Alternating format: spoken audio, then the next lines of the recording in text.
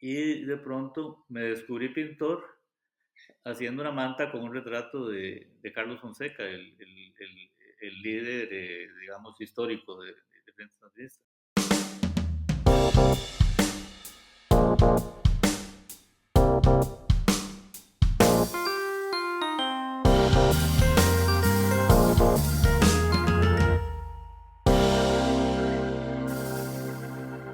Hola amigos y amantes de la gráfica, bienvenidos al episodio número 103. Les habla su anfitrión Reinaldo Gil Zambrano, trayéndoles una nueva conversación en español con artistas que usan el grabado y métodos de impresión para hacer algo más allá de lo esperado.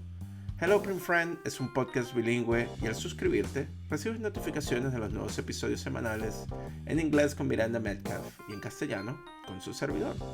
Hoy y todos los días demostrando que la gráfica está más viva que nunca. Este episodio de Hello Print Friend es traído a ustedes gracias a Speedball. Speedball anuncia la extensión de su querida tinta a base de aceite para grabado en relieve, esta vez asociándose con su servidor, RGC Prints, para traerles un nuevo look. Esta vez están lanzando 10 nuevos colores en un tamaño conveniente de latas de 8 onzas. Esta tinta está formulada para ser permanente, resistente al agua y fácil de limpiar usando aceite vegetal. Disponible ya en la página web www.speedballart.com. En el programa de hoy estaré conversando con Alberto Murillo, artista gráfico y educador costarricense, produciendo trabajo en litografía, xilografía y metales, desde su estudio personal en el país centroamericano. Alberto nos contará no solo sobre sus inicios en el oficio, sino también sobre cómo ha desarrollado su segunda carrera en el grabado en una manera mucho más intensa luego del retiro. Murillo nos contará sobre el uso de materiales alternativos para la práctica menos tóxica del grabado, su travesía en la academia y el reconocimiento de su obra al recibir el Premio Nacional de Grabado. Así que sin más preámbulos, acompáñenme a Chepe Centro y al son del Pura Vida Mae, conversaremos con Alberto Murillo. Del ambiente cultural, por las responsabilidades docentes y académicas, y el grabado era como un hobby, ¿verdad? Estábamos hablando de que la práctica del grabado era en las noches o los fines de semana.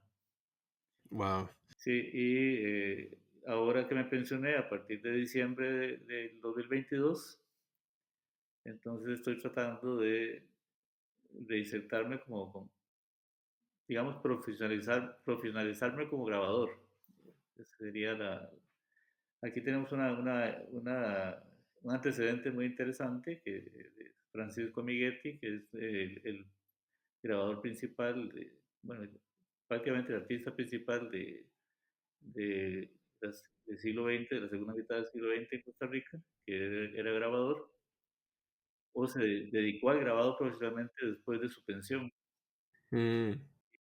Se pensionó en el 67, 68 y a partir de ese año es donde produce la principal obra grabado en color y en formatos medianos y grandes, o sea, más de 100 grabados en su segunda, porque él era pintor, él era escritor también muy importante, y muralista y acuarelista y hacía, ilustraba sus textos con grabados en pequeño formato, pero cuando tuvo que decidir a qué se dedicaba, una vez se pensionó, me dedico profesionalmente al grabado. O sea que Entonces, eso es lo que tú ese es mi sientes que te está proyecto. ocurriendo a ti, ¿no? Sí, sí, ese es mi proyecto. Y bueno, de hecho ya este año ya he tenido dos exhibiciones con obra producida en las últimas décadas, pero con diferentes temáticas. Antes de esta exposición que te mandé, que se enfoca en grabados de los bosques o relacionados con los árboles y los autorretratos, que fue el pareo que hicieron, la curadora. Eh, para julio en la universidad, en la galería del Consejo Universitario, expuse las series de los toros, que los produje en 90%, las produje durante la maestría en Bellas Artes en la Universidad de Iowa. la terminé acá y después una serie de grabados relacionados con la pandemia y con el estado de la situación económica y social del país. Entonces se llamó De Toros y Revolcados y Revolcadas. Sí, porque la pandemia fue como una gran ola que nos hizo perder el sentido de la ubicación. Mm. Cuando estábamos chiquitos jugando y nos golpeaban las olas y damos vueltas y vueltas, después al final llegábamos a poner los pies en la arena y de vuelta a seguir jugando. Entonces es más o menos una metáfora de la pandemia. Sí, ahora que recuerdo que me enviaste una de esas imágenes, ¿no? Donde sale, creo que alguien comiendo sentado en la mesa y viene esa gran ola que lo revuelca, ¿no? No, chévere. Pero es interesante lo que tú mencionas de como que la segunda etapa de tu vida, ¿no? La segunda carrera. Pero si nos vamos a la infancia como tal, o sea, tú creciste en San José. C- cómo fue crecer en San José? Porque lo que me interesa también es ver que ya tú ahorita estás enfocándote más hacia el grabado, pero ¿de dónde viene esa fascinación por la imagen? Sí, yo vengo de una familia de artistas, incluso mi abuela era hermana de Francisco Miguetti. Yo soy sobrino nieto. Mi mamá era sobrina y mamá era artista también, pintora y grabadora y papelera y fue profesora de diseño en la Escuela de Artes Plásticas. Pero yo, digamos, nunca tuve digamos, fui empujado para ser artista, sino simplemente yo era un observador. Tenía facilidad para el dibujo, yo hacía en el colegio, en la escuela, hacía figurillas con plasticina, y mi mamá me las guardaba en un vaso en el refrigerador para que no se derritieran con el calor ambiente. Ujú. Cuando mi mamá tenía una tarea en pintura que, por ejemplo, involucraba alguna forma tridimensional para pintarla, yo le ayudaba a hacer la forma, pero fue una cosa como indirecto, digamos, a mí me tocó, bueno, yo soy del 60, ¿verdad? Me tocó el ingreso de la televisión, eh, me tocó, digamos, una visita que tuvimos del presidente Kennedy, comenzó una erupción volcánica que arrojó ceniza durante 3 años en San José, Ajá. y entonces la memoria que tengo yo de eso, no de las erupciones, pero sí de que en la casa nos dejaban hacer desastres, entonces yo cogía las sillas y cobijas y hacía construcciones, entonces mi mamá quería que yo iba a ser arquitecto, pero entré bueno, conforme fue pasando el sistema escolar, entré al liceo francés, al liceo franco costarricense, y ahí, veladamente o muy directamente, de primero a tercer año uno tenía que competir para quedarse en el tercero de ciencias o en el tercero de letras. El tercero de letras era como los malos, los rezagados, entonces había que correr para estar en el de ciencias. Entonces yo hice mi esfuerzo y llegué al de ciencias. Ajá. Me hubiera ido mejor en el de letras, Ujú. pero de hecho cuando entré a la universidad, bueno, todos los compañeros tuvieron muy buen promedio para ingreso y a la Universidad de Costa Rica y yo entré a la Facultad de Agronomía. Yo no tenía, o sea, aunque yo hacía caricaturillas y hacía cosas, era hábil con el dibujo, yo no tenía noción, digamos, de que eso era lo que yo quería hacer. De hecho, pero sí, digamos, tenía toda la influencia de ver los procesos de mamá en, en la producción artística, pues, su formación y luego de su integración a la universidad como profesora, como docente. Y me acuerdo que me encontré en un curso de botánica sin interés, sin querer seguir en eso. Ujú. Y ese año fue un desastre en cuanto a la carrera de agronomía, en cuanto a las notas, promedios, pero eh, me había involucrado un poco en política estudiantil. En ese tiempo estaba la, la revolución sandinista tratando de derrocar a Anastasio Somoza, Ujú. y de pronto me descubrí pintor haciendo una manta con un retrato de Carlos Fonseca, el líder, digamos, histórico de Frente Sandinista. Ujú. Y me salió bien, bastante, con ocres, en una manta, con ocres con goma, ocres de ferretería con goma, y haciendo los letreros. Entonces yo pensé que artes gráficas, o diseño gráfico, se llama ahora, iba a ser una buena alternativa para mí. Le dije a mi mamá que iba a hacer el examen de, eh, de habilidad para ver si podía ingresar a la carrera de artes gráficas o artes plásticas en general. Y mi mamá, me acuerdo que muy preocupada por de qué iba a vivir su hijo, ¿verdad? Si se dedicaba a las artes plásticas, me dijo, ¿y por qué no te vas para el Instituto Tecnológico a estudiar diseño industrial, que tal vez sea mejor? Pero yo ya estaba encariñado con la Universidad de Costa Rica, con el ambiente. No, yo me quedo aquí. Y pasé el examen y ingresé. Yo entré en el 79 a la universidad a la Escuela de Artes Plásticas, que es Fine Art School, se diría en inglés. Eh, eh, Entré en el 81.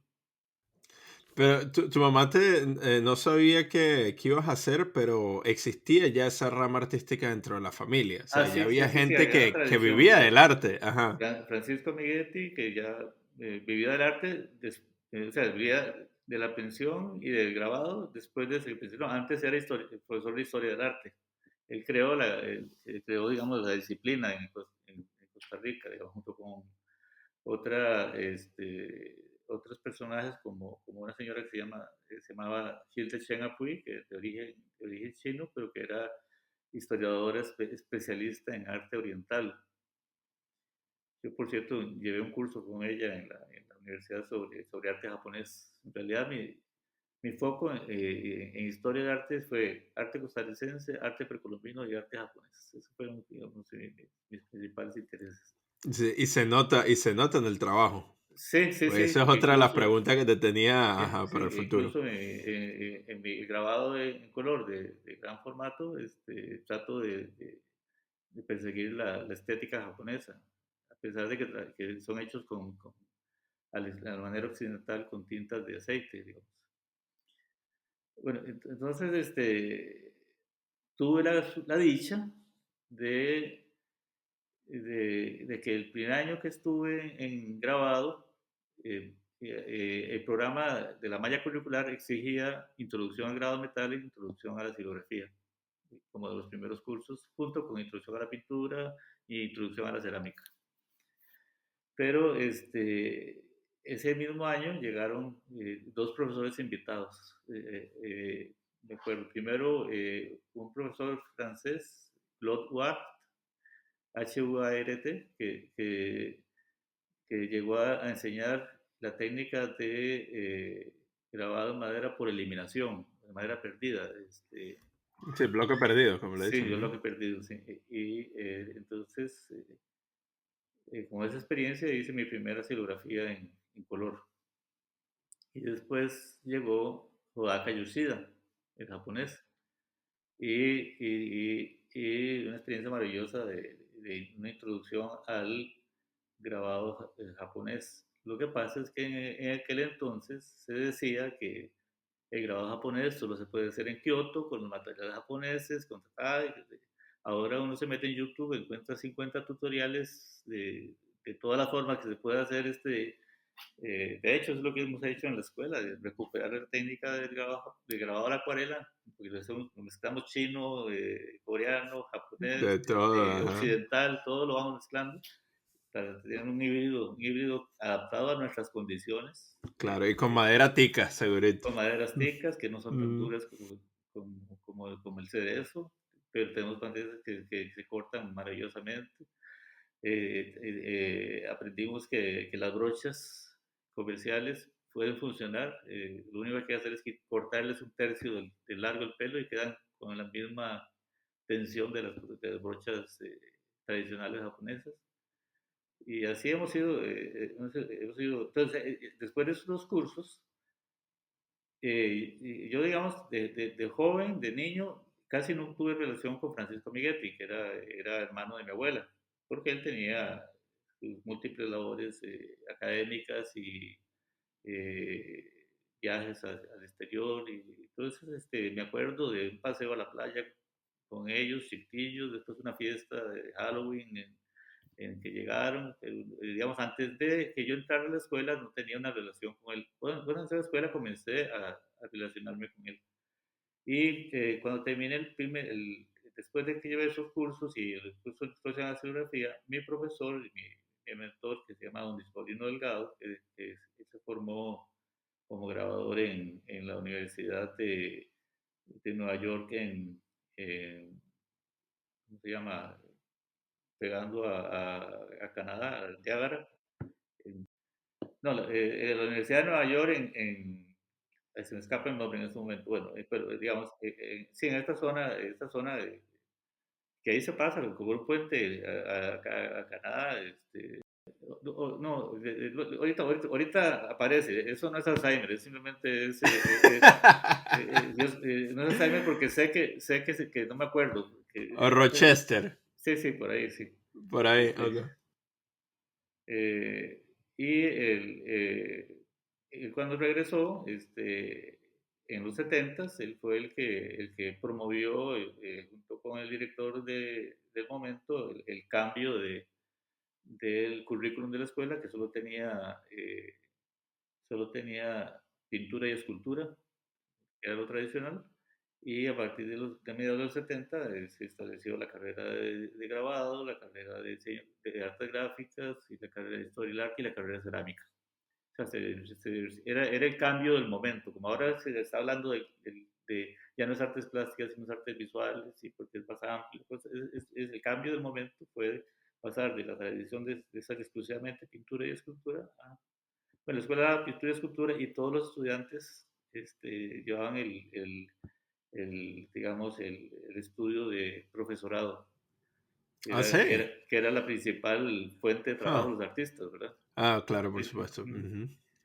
Pero entonces, don Paco, Francisco Miguetti, había ido a Japón, había tenido mucho éxito en una exposición en los 80, a principios de los 80, y tenía una demanda muy alta de trabajos para enviar a Japón. Entonces le consultó a don Luis Paulino que si quienes podían ayudarle, porque él no le gustaba trabajar él imprimía su obra, pero ya con 80 años y con una demanda tan grande ya necesitaba apoyo. Entonces don Luis Paulino nos recomendó a mí y a una compañera, Lourdes Arias, que estaba de grabado también. Ella no siguió con grabado después, pero había llevado los cursos y estaba digamos, entonces esa fue mi primera gran experiencia de conocer qué era ser grabador. Entonces, por más o menos año y 3 meses, un poquito más, poquito menos, trabajé como impresor de él, de Francisco Miguetti, aprendiendo el oficio de impresor. Y él había desarrollado una técnica muy propia del medio nuestro, digamos, que era eh, de mínimos recursos técnicos. Por ejemplo, nosotros no usamos las tintas de grabado profesional, sino que usamos tintas de offset mezcladas con pintura al óleo, y quedan tintas que son mejores que las que se van a pedir, porque el nivel de calidad de esas tintas comerciales, de industriales, es muy bueno.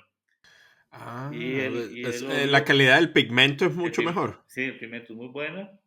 Claro, hay que seleccionarlos porque hay pigmentos que tienen muy poca resistencia a la luz. Pero entonces uno se trabaja con los colores de cuatricomía, excepto que yo no uso magenta, sino que yo uso un rojo cálido que tal vez es el que tiene menos resistencia, pero es una resistencia superior a 5 digamos. El máximo es 8 pero el amarillo, el cian y el negro tienen la resistencia de 8. ¿A qué te refieres eso del 5 y el 8? Digamos, el grado de light fastness se mide de 8 para abajo. Ah, ok. Sí, entonces 8 es el negro, digamos, que puede estar al sol y no pasa nada. Y los colores de cuatricomía profesionales, digamos, alemanes y ahora, bueno, ahora hechos en China, pero como tecnología alemana, te traían el cian y el amarillo, la misma resistencia a la luz. El único, posiblemente el magenta también, pero a mí el magenta no me gusta para nada. O sea, me parece el color horrible. Entonces, de los colores Pantone hay un color que es el rojo 032, que es un warm red, se dice en inglés, que tiene una resistencia de la luz de 5. Es aceptable, digamos. De todos modos, uno cuando cuelga una obra en color, nunca la cuelga frente a una ventana, para que no le dé la luz del sol, ¿verdad? Pero las mezclas con óleo, el óleo le da textura, entonces el color no es brillante, sino que la impresión queda mate, entonces queda más agradable.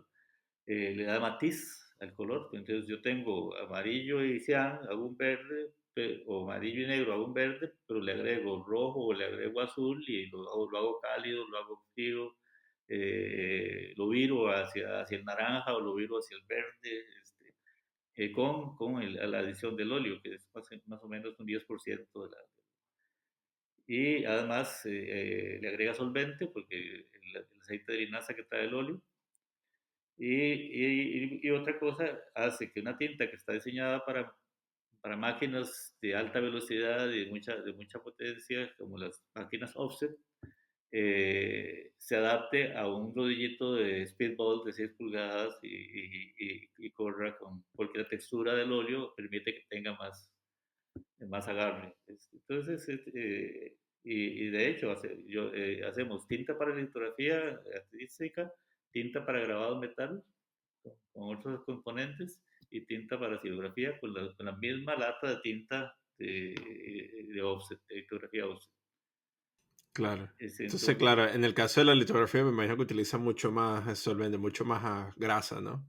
no, Aceite. en realidad digamos, eh, dependiendo del clima, puede usarse pura, pero como aquí el clima es tan variante en calor, y entonces lo mezclamos con carbonato de magnesio y en su defecto con talco ese De bebé. sí, de bebé, sí, sí, sí, y funciona muy bien. Lo que tenemos que hacer es una tinta que tenga un tag fuerte, ¿verdad? Para que no se corra con facilidad hacia el blanco en la litografía. En grado metal le ponemos manteca vegetal, le ponemos óleo y le ponemos, si es una punta seca o una mesotinta, le ponemos carbonato de magnesio o talco. Y si es agua fuerte o talla dulce, le ponemos carbonato de calcio y entonces quedan tintas perfectas. Ya, te dijiste talla dulce. Talla dulce es engraving. Ah, le Eh, dicen talla sí, dulce. con buril, talla con buril. Sí. Eso viene del francés, en francés es taille douce. Oh, Sí, míralo. sí, Talla dulce. Eso no lo había escuchado, el talla dulce. sí. Sí, que es Ujú. la talla directa con buriles, el dibujo Sí, directo, sí. sí, en grado, sí, exacto, Sí, con el metal. sí. Pero chévere. Y todo ese proceso, esa química que ustedes desarrollaron para sus propias tintas, ¿eso viene directamente de la escuela de arte? O Viene de Amiguetti. Amiguetti fue el que Sí. Pero desarrolló que él eso. fue el que inició las clases de silografía en artes plásticas. Él daba un curso, claro, con mucha limitación técnica en ese tiempo, pero ya en los 60 se daba. o sea, la práctica de la silografía en blanco y negro data de los años 20, de los años 30. El primer referente artístico en Costa Rica del grupo de grabadores dedicados a la silografía creativa, digamos, como obra creativa, libre, digamos, fuera de la imprenta, es un documento que se conoce como el álbum del 34, el álbum de 1934, que fue editado con la obra de siete artistas de la época, todos varones, porque todavía había mucha influencia, digamos, del patriarcado, pues, aunque ya había por lo menos una mujer que practicaba activamente eh, la silografía. Y una característica bonita es que comenzaron la silografía gente que escribía y quería ilustrar sus textos. Y había una revista que recorrió toda América que se llamaba el Repertorio Americano, que se editaba en San José este, eh, que tenía, que les publicaba a artistas como Francisco Miguetti, como Emilia Prieto, y como Salazar Herrera y otros digamos, de la época, que eran escritores, les publicaban sus psicografías acompañando textos o poemas dentro de la revista. El editor se llamaba Joaquín García Monge, que era, y además fue el centro, digamos, de acopio, digamos, de información de otros lados, porque la revista recibía intercambio con otras revistas latinoamericanas, con material que venía de Europa o de Estados Unidos, y reunidos al calor del repertorio americano, estudiaban y sobre todo los movimientos americanistas, indigenistas de la época en América Latina. Sí. Entonces, digamos que, y la técnica de Don Paco era, el registro era básicamente doblar el papel eh, al borde de la tabla, y cuando venía la segunda tabla se ponía primero papel periódico de dos mitades, se colocaba el papel, se ajustaba con el doblez que se había hecho en el papel, y se le ponía un peso de un lado, se quitaba y se tintaba, se levantaba, y así, era muy rudimentario, pero le alcanzó para un cuerpo de obra de más de 100 grabados importantes. Ah, y esa era la técnica que ustedes también utilizaban, claro, pues ustedes la imprimían ahí, ¿no? Por ahí comenzamos. Después Ujú. yo me ligué al tercer año como yo entré a artes gráficas y luego me fui derivando hacia el grabado. En el tercer año apareció un trabajo en la oficina de publicaciones de la universidad y me dijeron, bueno, y si usted, yo fui a aplicar y me dijeron, si usted aprende lo que tiene que hacer en 15 días, lo dejamos. Porque era un permiso para sustituir a una diseñadora gráfica que había pedido un permiso por 3 meses. Que como en este tiempo era montaje de negativos a mano, diagramación con galeras y pegándoles con cinta, en MS Luz, no era nada complicado. Entonces, después de 15 días me quedé y a la postre la muchacha renunció y eso fue en agosto del 83 y para enero del 84 ya tenía plaza fija en diseño gráfico. Entonces fui creciendo en esa área a la par de que ya no llevaba diseño gráfico, sino que llevaba grabado. Por eso yo duré como 8 años en sacar el bachillerato, porque entonces trabajando y estudiando después de cierto tiempo, además no tenía tanta prisa, yo creo que para salir. Y estaba disfrutando mucho. Y resulta que comenzó una política de la universidad de que gente del sector administrativo que tenía especialización podía trasladarse al sector docente. Entonces, el calor de esa política, solicité el apoyo para una beca Fulbright La SPAO. Eso fue después de haber obtenido el bachillerato en el 89. Que por cierto, el 89 yo lo tengo como el inicio de mi vida profesional porque en el 89 hice la primera exposición individual fuera de las exigencias académicas, del currículum académico. Entonces, sí, una serie de retratos a la que fue mi novia y cuando terminamos los retratos era mi esposa, que todavía es mi esposa. Entonces se llamaba la serie de retratos a Julia, 20 retratos.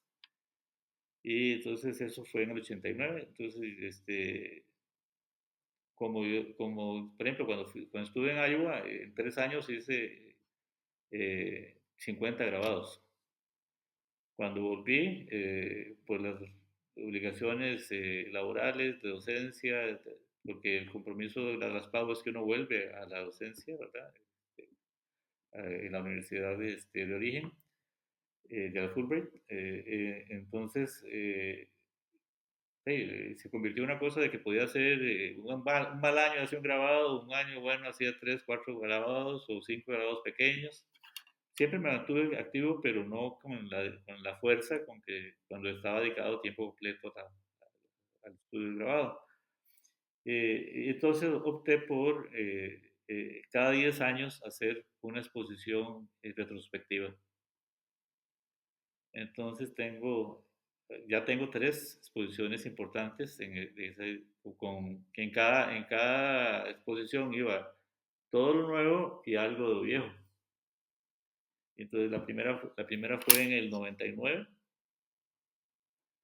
que de hecho me dieron un premio nacional por esa exposición. Y la segunda fue en el 2009 y la tercera, la de los 30 años, acaba de pasar en el 2019. Entonces, una cosa muy importante es que en el ambiente, no sé si en Estados Unidos pasa también, que en el ambiente cultural costarricense a uno lo censuran si uno repite un cuadro en una exposición, que no está haciendo nada, que no sé qué. Pero el que yo haya tomado esa política, las retrospectivas, me permitía exponer los principales trabajos varias veces.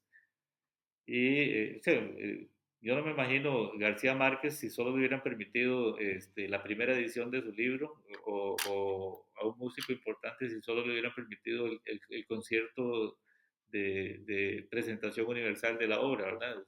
Estaríamos llenos de desconocidos. Entonces, Sí. el, eso ha provocado que ya varias de mis trabajos estén en la retina de la gente. Ya me reconocen, ya reconocen la obra, entonces eso es importante. Además de que tuve la dicha de que cada vez que hacía exposiciones importantes o participaba de alguna actividad, organizaba alguna actividad, ya sea escribían sobre mi trabajo o yo hacía una obra, un texto para el periódico, digamos, sobre la exposición colectiva que estaba organizando y cosas así. Entonces, digamos, fui quedando como dentro de la retina, digamos, de la gente. Entonces, digamos, ahora pues, puedo decir que no soy desconocido, no soy anónimo, digamos. Incluso ya hay varios libros en donde se menciona ya mi trabajo. Por ejemplo, el último, sí tengo el último es un libro que se llama Tinta y Papel, que recoge a 8 grabadores, o principalmente 8 grabadores y el movimiento de los ilustradores que habían soldado. Este lo publica la editorial de la Universidad Nacional, la EUNA. Y hay un capítulo. Vamos a ver, está.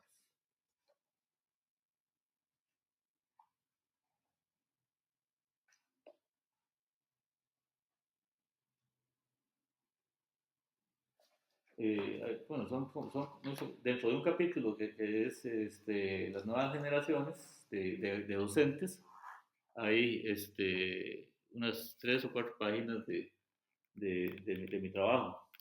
Entonces, esto lo escribe un historiador del arte que se llama Efraín Hernández, que se ha convertido en uno de los eh, escritores más importantes sobre disciplinas del arte, de arte costarricense. Entonces, bueno, para volver al tema cuando en el 86, cuando estaba todavía en el bachillerato, una artista nacional que era grabadora, pintora y luego grabadora, Magda Soto Anastasio, que se había ido a vivir a San Diego, California, había hecho una relación con un taller de impresión de grabado metal, que hizo para artistas de grabado metal, que manejaba un señor llamado Bill Kelly, que se llama The Brighton Press. Yo creo que todavía está activo. Me suena Sí, ese sí. nombre. Sí, que era la mayoría de los talleres de impresión eran para litografía o serigrafía, y él era como el que se especializó en imprimirle grabado metal a artistas.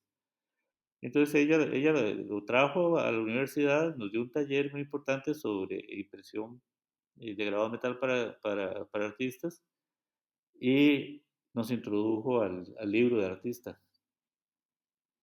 De hecho la experiencia del retratos a Julia es un libro de artista. O sea, tiene el formato de libro de artista con los 20 grabados, y tiene el formato de exposición individual con una edición independiente, digamos, de cada grabado. Eh, pero eso, digamos, eso marcó mi búsqueda con respecto a qué universidad me interesaba ir una vez que me aprobaron la Fulbright y la SPAU. Y entonces, un artista chileno radicado en Costa Rica, que se llamaba, ya fallecido, se llamaba Bernal Ponce, me dijo, andate para la Universidad de Iowa, ahí está Mauricio Lasansky. Eh, ya Mauricio Lasansky no estaba, ya era un señor de 80 años, retirado. Yo no lo llegué a conocer personalmente, pero sí su obra, porque la Universidad de Iowa estaba inundada con trabajos de Mauricio Lasansky. Pero, y además tenía la suerte de que tenía papel hecho a mano, que yo ya me había introducido en papel hecho a mano con eh, Tim Barrett, que es el gurú del papel japonés en Estados Unidos, en la Universidad de Iowa, en Iowa City. Y también tenían un programa muy importante de encuadernación artesanal, de recuperación. Y además tenían el programa, que yo no me metí a ese programa, pero tenían el programa de Art Books, en donde llegaban encuadernación con imprenta, con escritores, porque Iowa tenía el programa de escritores, ¿verdad? Eh, eh, y, eh, y además que, como iba con mi esposa, que ella, digamos, tiene una formación original de escultora, pero estaba muy interesada en desarrollarse como joyera, y la joyería en Iowa City, bajo la dirección de una surcoreana norteamericana, Chong Gi-Chu, era de primera línea. Claro, veníamos engañados, porque se suponía que los esposos, o sea, el spouse podía estudiar, pero eso no funcionaba para los costarricenses, funcionaba para los puertorriqueños, para los cubanos, para los haitianos, tal vez los Uy, pero dominicanos, pero no los para... ticos no le No, no, permitían eso. los ticos somos como, nosotros decimos, la clase media en Costa Rica tiene un problema. Gana mucho para que le ayudan, pero gana muy poco para que le presten. Entonces, más o menos eso pasaba, pero tuvimos la suerte de que el centro comunal de la ciudad hizo un edificio de actividades culturales, abrió un curso para, para el público en general de joyería. Y Chong Chu fue a ver qué es lo que estaban haciendo, porque ella era cazadora de talentos. Se le quedó viendo lo que estaba haciendo mi esposa por 30 segundos y dijo, mire, le doy materiales, no tiene que pagar universidad, no tiene que llevar los cursos que no sean de del, fuera del currículum de joyería, digamos, ni historias, ni idiomas, ni nada. Lo único que tiene que darme es una pieza producida por usted al año para los sponsors y véngase para acá, véngase y así mi esposa logró Y así hacer, la reclutaron. se la reclutó y logró hacer todo el programa. O sea, podemos considerarla egresada de joyería. No tiene título porque no estaba inscrita en la universidad y no estaba llevando el resto del currículum. Y a mí me tocó y nos tocó la excelente guía y amistad de Tim Barrett, que es una persona maravillosa. Y los profesores de grabado eran tres. Virginia Myers, que no sé si ella estaba desarrollando una técnica de foil stamping y había sido la asistente de Mauricio Lasansky. Y además ella fue la que me enseñó la talla dulce, el engraving eh, en cobre. Y estaba Keith Apple, que era el profesor de grabado de metal, y Robert, eh, a ver, se me escapó el nombre, Bob Glasgow, Robert Glasgow, que era el profesor de litografía y monotipia. Entonces yo estaba en mi charco, tenía todas las técnicas de grado que quería hacer. Más bien, yo introduje la silografía porque no la estaban usando y yo era el único que inicié haciendo, de la maestría, que inicié haciendo silografías y porque yo traía una experiencia grande y a la postre se unieron varios estudiantes a seguir en la práctica de litografía, pero varios compañeros de la silografía, porque ahí el grueso era grabado en metal. Cuando Mauricio Lasansky llegó a Iowa, agarró todo lo que era de litografía, lo metió en un sótano, las prensas y todo, porque era litografía costumbrista, o sea, arte costumbrista, y él quería romper con toda esa tradición. Entonces, incluso las anécdotas son de que los estudiantes cuando se graduaban bajaban al sótano, cogían una piedra y se iban Se para la la casa. llevó. Sí, sí, sí. Eh, Pero en los ochentas retomaron la litografía. E incluso a mí me tocó la dicha de un taller de unos días, un par de días con Garo Tresham de Tamarind. Sí, y entonces, bueno, con esa experiencia, es más, y mi especialización de las maestrías fueron papeles de cabulla de Sisal para grabado. Entonces, combinando el aprendizaje de la encuadernación, el papel hecho a mano y el grabado como la síntesis. Que de hecho eso fue lo que llegué a desarrollar en la Escuela de Artes Plásticas después del 95.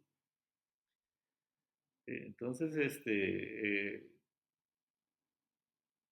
así fue como llegué a decir, bueno, y cuando llegué a de vuelta de la beca, el compromiso era medio tiempo docente. Entonces tenía todavía medio tiempo, tenía que renunciar a medio tiempo docente, administrativo porque tenía tiempo completo administrativo en publicaciones, había ido con permiso, y entonces inicié la transición hacia la docencia. En desventaja, porque tenía un salario alto como jefe administrativo, porque había escalado durante mi carrera ahí en publicaciones, y a soldado raso en la docencia, ¿verdad? Entonces, pero había que hacerlo porque era importante. ¿Y por qué, qué era lo importante para ti? ¿Por qué hacer ese cambio? Porque la imprenta, no, o sea, la imprenta comercial no es tan atractiva. A mí además, yo tuve la oportunidad porque, me faltó contarte que antes de que entrara después ya estaba trabajando en ambos lados, estaba estudiando y estaba trabajando como administrador de publicaciones. Mi profesor de grabado en madera pasó a ser decano de la facultad, el dean de la facultad. Y había Inopia, de quien diera introducción a la silografía. Entonces, yo siendo estudiante avanzado de grabado, me dieron el curso de introducción a la silografía. Entonces, con eso eh, me mantuve dando cursos de grabado en madera mientras terminaba el bachillerato y comenzaba el proceso de licenciatura. Y en eso apareció la oportunidad de aplicar para la Fulbright La SPAU, que es Latin American University Sponsor from American Universities, la SPAU. Eh, y, eh, ¿Cómo se llama? El requisito era ser docente. Y yo ya era interino, pero era docente, además de administrativo. Entonces pude concursar con eso. Y el compromiso que exigía la Fulbright era que al que se le diera la beca tenía que tener seguro el regreso al medio tiempo de trabajo en docencia, porque era para promover el desarrollo de las universidades latinoamericanas. Entonces, eh, no, ni modo, logré eso, volví, entonces ya yo tenía claro que lo que más me gustaba era la docencia, aunque nunca pude deshacerme de la otra parte, porque fue la diferencia salarial que hubo la oportunidad que yo pudiera conservar un cuarto de tiempo en la administración y un tiempo completo en la docencia. En ese tiempo se permitía. Y por muchos años, ese cuarto de tiempo administrativo fue la parte más jugosa del salario. Porque uno en la docencia comienza abajo y hasta los 20, 25 años es que ya se estabiliza en una buena posición económica, digamos. Que el crecimiento tiene que ver con méritos y con publicaciones, pero, y eso que me quedara yo en la editorial, luego se convirtió en la editorial de la Universidad de Costa Rica y terminé siendo director de la editorial al mismo tiempo de que era profesor de grabado.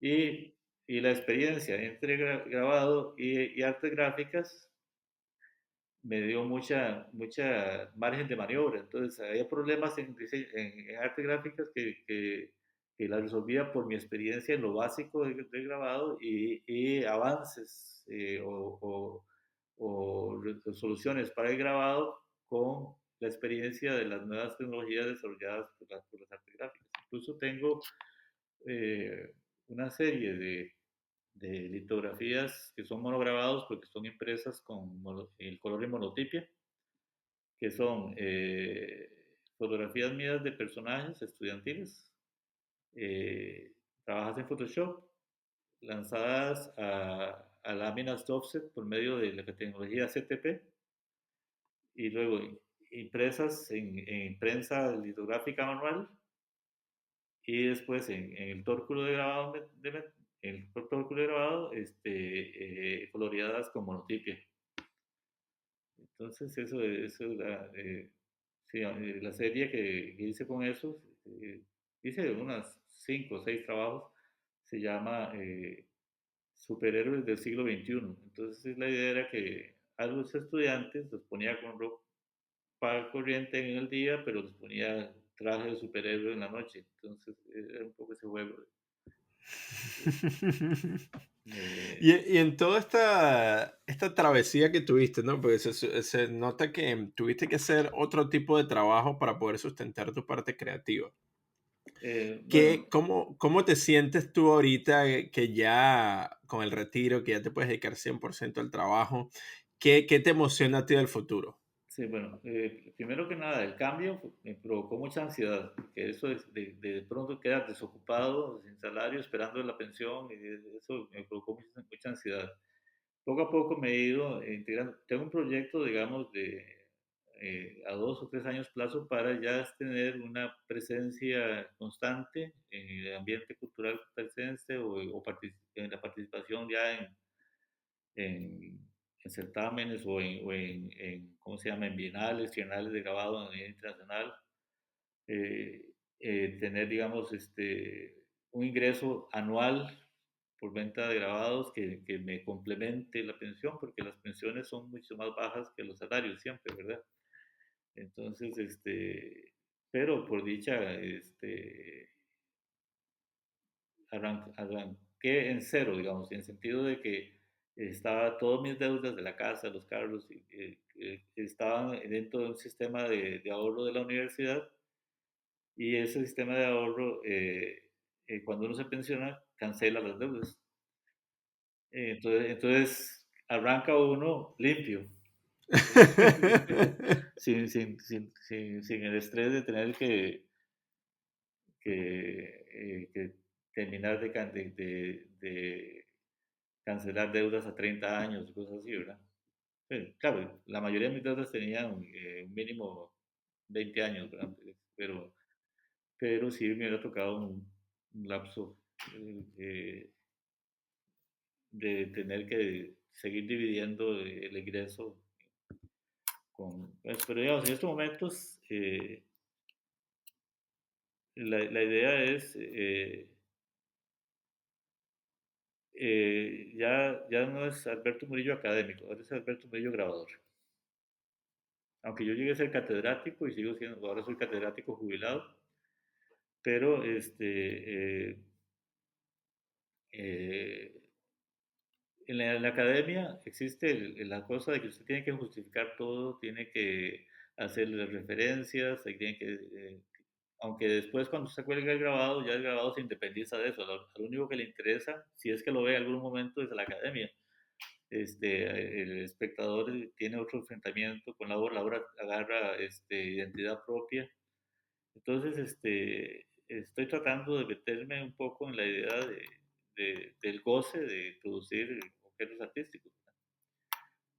Claro, en esta situación del mundo como está, uno no se puede abstraer de incluir temáticas, digamos que eh, hasta con posiciones políticas o con desagrado, digamos, protesta por lo que está sucediendo, o tratando de animar, digamos, o sea, uno como artista toma partido por la vida, ¿verdad? Ese es o sea, yo no consigo que un artista tome partido por la muerte, digamos. ¿Por qué? Porque es una contradicción el hecho de considerarse un ser creativo,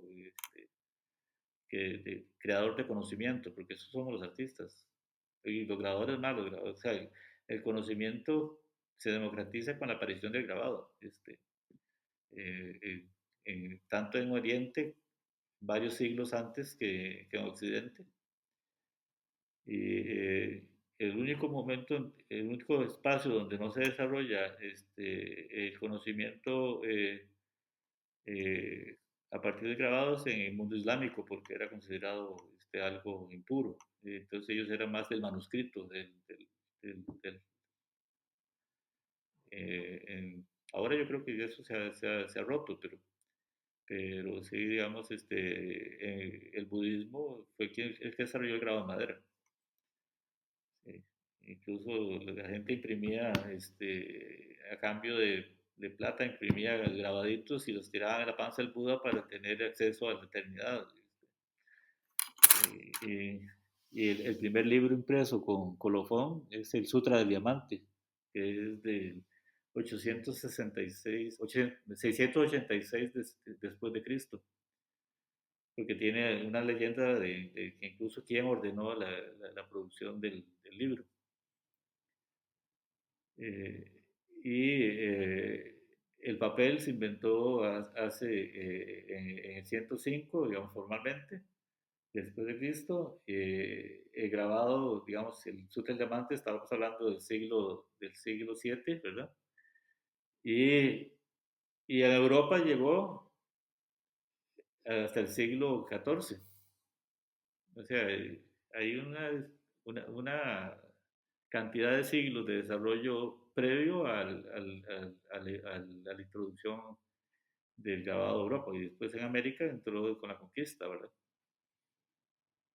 Pero entonces, eso es, bueno, ese trámite que ahora es una fracción de segundo, ¿verdad?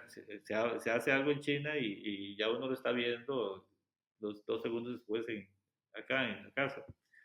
Ese trayecto de 15 siglos, de 12, 13 siglos, es lo que justifica el haber pasado de papel hecho con plantas a papel hecho con trapos. Porque en el norte de África lo que hay es desiertos y tuvo que pasar todo ese trayecto de caminar hasta llegar al estrecho de Gibraltar y entrar con los moros a España, ¿verdad? Y entonces ellos fueron reemplazando la materia prima para el papel. Por eso es que el papel oriental es hecho con coso, con hemp, sí usan tela, pero no es la materia prima básica. Mientras que en Europa, desde el principio, era la tela. De hecho, creo que hasta jugó un papel importante en la transmisión de la peste negra. Sí, sí, Ah, pero no, no, bueno, de verdad, Alberto, muchísimas gracias por regalarnos ese pequeño relato sobre ujú, la historia del papel, así resumido en unos cuantos minutos. sí, sí, Eh, pero bueno, aprovechamos ya para cerrar nuestra conversación de hoy. sí, Si puedes comentarle a nuestra audiencia dónde pueden ver tu trabajo, para que estén al sí, tanto de la producción en tu ahora carrera como grabador, sí, 100%. sí. Bueno, ahora estoy aprendiendo a comenzar a publicar imágenes en Instagram. Pretendo seguir creciendo así en Facebook, pero tengo un proyecto con mi hermano que es informático de desarrollar una página web para tener información más firme, digamos. Pero también estoy integrando mis trabajos a un repositorio abierto que tiene la universidad ligado al Instituto de Investigaciones en Arte de la Universidad de Costa Rica, que se llama Repo II Arte. En estos momentos, por ejemplo, tengo la exposición que hice en julio, está completa en imágenes, con la de toros y revolcadas. Y esta semana le estoy entregando la información, ya les entregué las imágenes y estoy entregando la información de ficha técnica de las 25 piezas, un poco más porque incluí las que no seleccionaron, de los bosques y los autorretratos, que son obras que van desde el 1988 al 2022. Claro, otra Sí, retrospectiva. sí. Ujú. Ujú. ¿Y eso Entonces, en dónde se van a estar publicando? en el Repoviarte, que es el repertorio centroamericano de patrimonio, vamos a ver, repertorio centroamericano de patrimonio cultural artístico, eh, si uno se puede meter por Universidad de Costa Rica o se puede meter por Instituto de Investigaciones en Arte de la Universidad de Costa Rica. Chévere. Y entonces me dijiste que el Instagram buscamos solamente tu nombre, Alberto. Sí, sí, Alberto Alberto Murillo, Murillo. y en Facebook, y poquito a poco he ido con estas exposiciones he comenzado a subir cosillas, y también hay una página muy importante en la que estoy participando con su grupo de artistas, grabadores latinoamericanos que se formó con la pandemia, que se llama Menos Tóxico Latinoamérica. Hemos desarrollado, ellos han desarrollado una revista digital que se llama Impronta Gráfica. Eh, en uno de los números que se dedicó a otras litografías, me hicieron una entrevista larga, ilustrada con mis litografías. Y hay otra dedicada a... La primera la dedicaron a una serie de autorretratos. Yo no participé porque en ese tiempo estaba recuperándome o estaba saliendo de un tratamiento de cáncer, que por dicha ya quedé libre. Pero hicieron como una serie de autorretratos desde México hasta la Tierra del Fuego, ¿verdad? Y incluso ha habido participación de gente de Norteamérica, de Estados Unidos. La última revista es sobre cartografía. Digamos, la líder en esa área es una artista argentina de la Patagonia que se llama Cecilia Guaragna.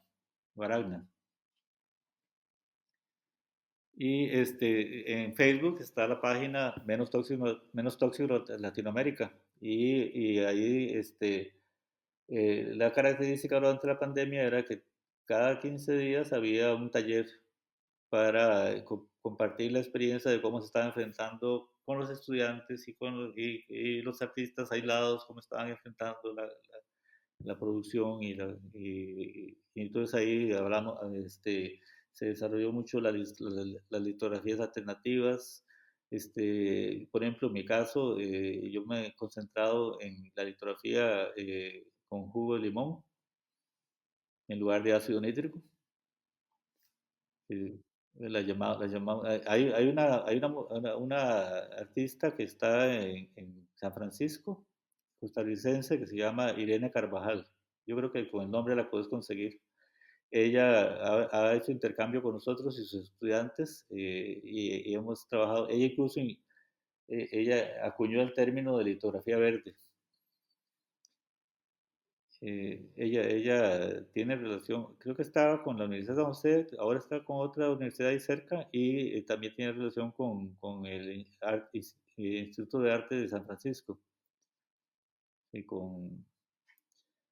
Y ella es una de formación original diseñadora gráfica, pero ahora es grabadora contemporánea, digamos, muy consolidada y No, docente.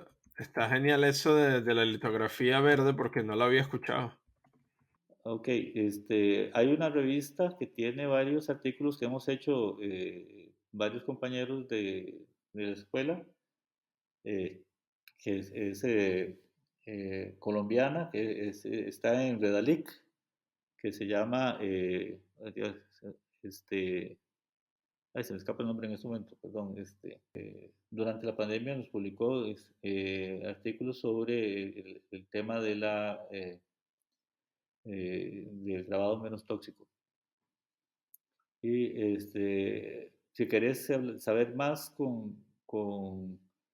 sobre la litografía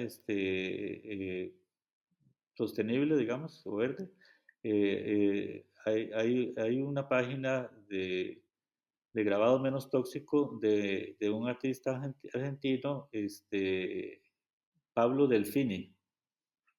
Y él incluso publicó un libro que está en estos momentos en la venta. Ellos lo venden por correo, sobre el grabado menos tóxico.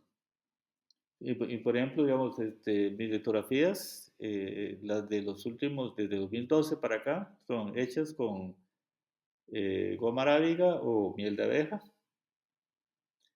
jugo de limón y impresas a mano. O sea, O- ni siquiera tienes que tenerla, pero lo No, haces con la piedra.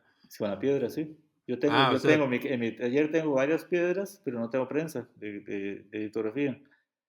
Y de todos modos, Felder, en la introducción de su libro de 1813, creo que es la producción inglesa, en inglés, habla de cómo él imprimía a mano cuando no tenía prensa. Incluso escribe de cómo ponía las capas de papel y dice que lograba hasta mejores impresiones que incluso Senefelder habla de que se puede usar la madera, que se puede usar el metal, porque él estuvo investigando soluciones alternativas a los métodos tradicionales del momento. Sí, está De, genial eso ya. sí, sí. De hecho, descubrió el ácido nítrico, el uso del ácido nítrico, porque él lo que quería hacer era agua fuerte en piedra para imprimir el relieve.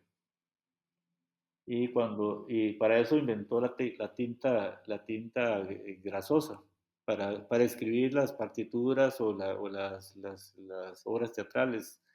Y resulta que la tinta grasosa lo llevó a descubrir que, como dice Bolton Brown, que es un autor de un libro de litografía artística en Estados Unidos de los 30, eh, que se consigue yo lo consigo en la página de la UNESCO, que se llama archive.org. Ahí se consigue también el de Senefelder. Te dice que el, el dibujo se graba espontáneamente en la piedra por la reacción entre el calcio y los aceites oleicos y esteáricos que tiene la tinta. Y que lo que uno hace con el mordiente, es fijar el blanco, establecer la goma de herida. Entonces, si hay poca grasa, se usa poco mordiente. ¿Por qué? Porque esa zona nunca va a ser atacada tanto con la grasa, el lienzo blanco. Además, el, por ejemplo, lo entendemos ahora con el limón. El limón arranca la grasa, ¿verdad? Entonces, por Ujú. eso es que se usa la resina, para proteger el dibujo de la acción del mordiente. Entonces Verga. pones un mordiente fuerte cuando tenés mucha grasa. ¿Por qué? Porque esos blancos alrededor de la grasa o dentro de la grasa van a ser atacados por la grasa que ya estás agregando. Entonces tienes que tener una goma de herida muy resistente que sostenga bien el agua para que rechace la grasa. Entonces aprendimos con Bolton Brown, aprendimos que el dibujo se graba solo, por eso es importante dejarlo en reposo 24 horas, 48 horas antes de hacer cualquier cosa. Y que lo que uno hace es fijar los blancos en lugar de fijar el dibujo. Que eso no queda claro en el Tamarind. El Tamarind, Sí, eso el Tamarind no entiende que está grabando la grasa. oye, eso es como para tirar aquí la exclusiva. Sí. La exclusiva, No, exacto, sí, con respecto a ese instituto tan importante, ¿no? Pero ver también que existen estas alternativas sí, que sí, son sí. sumamente efectivas. Sí, sí. Yo creo que si te contratas con Irene, Ahí No, puedes tener un interlocutor interesante para esto. ya No, conseguí su página web sí, acá, le voy a sí, decir que me mandaste tú sí, sí, a sí, molestarla sí, sí, porque me encantaría tener en el programa para poder conversar un sí, poco más de esto. sí. Decirle Ya, que bueno. yo la promoví como promotora de la litografía verde en Estados Unidos. Bueno, perfecto. Bueno, muchísimas gracias, Alberto. Muy agradecido por tu tiempo y por darnos la oportunidad de conocer un poco más de la historia de tu trabajo y también de la historia del grabado en Costa Rica y mundial, ¿no? Por medio de esos relatos que nos diste y bueno, y darnos ese incentivo para que sigamos investigando un poco más sobre la alternativa menos tóxica al grabado. Muchísimas gracias de acá de Estados Unidos. Un fuerte abrazo para ti. Muchas gracias a usted y por la oportunidad y ojalá que podamos hacer más de una de estas sobre diferentes temas. Que parece que nos quedamos súper cortos. Sí, porque por Entonces, ejemplo, por ejemplo no tocamos el grabado en madera, la acuarela, como opción menos tóxica. Por supuesto. Bueno, entonces lo tendremos en cuenta Sí. para el futuro. Y lo último, perdón, No, tranquilo. y que en grabado metal yo me reconcilié con el grabado metal en Iowa, porque Ok. me había peleado en Costa Rica por el tema de la nocivo del proceso. Pero yo solo hago, en mi obra personal solo hago punta seca, mesotinta y talla dulce. Las técnicas directas, que son las técnicas menos tóxicas del grabado metal. Claro, sin agua fuerte, ¿no? Sin agua fuerte. ¿Sí? Y Mm. si agua fuerte lo hacía para los estudiantes, pero con sales, no con ácidos. O sea, que conocí una artista acá, ¿cómo se llama? Ella es francesa. La conocí en Nuevo México. Hace las aguafuertes con kombucha. Kombucha es una bacteria que se fermenta acá para hacer una especie de... se fermenta el té para hacer como una bebida de esas que son buenas para el estómago. Aquí son sumamente populares. La gente se toma esas aguas fermentadas y que son buenas para la flora intestinal. Pero ella utiliza la acidez de esa bacteria para poder hacer grabados dentro del metal. Increíble. Sí, increíble. Pero bueno, entonces estamos en contacto, Alberto, ya que tengo tu correo. Y bueno, y me saludas ahí cuando se consiga con Carlos. Sí, yo sé que yo lo voy a estar viendo ahorita en noviembre en Chicago. Pero ahí estamos en contacto. Bueno, muchísimas gracias, Alberto. Bueno, este ha sido nuestro episodio del día. Acompáñanos la siguiente semana, donde estaremos conversando con otro invitado especial. Este episodio fue escrito y editado por mí, Reinaldo Gil Zambrano, producido por Miranda Metcalf y música de Joshua Weber. Mil gracias y hasta la próxima.